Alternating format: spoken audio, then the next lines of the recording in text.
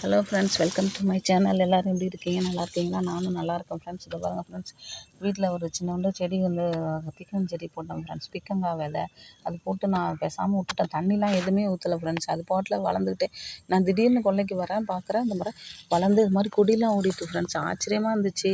நான் எங்கே முளைக்க போகுதுன்னு நினச்சேன். அந்த மழையில் நல்லா முளைச்சி இது பாருங்கள் ஃப்ரெண்ட்ஸ், நல்லா ஹைட்டாக வளர்ந்து கொடிலாம் வருது ஃப்ரெண்ட்ஸ். இது பாருங்கள், துணிலெல்லாம் அந்த ஒரு மாதிரி இந்த இதெல்லாம் வருது ஃப்ரெண்ட்ஸ். இதை பாருங்கள் ஃப்ரெண்ட்ஸ், எப்படி இருக்குன்னு பாருங்கள் ஃப்ரெண்ட்ஸ்.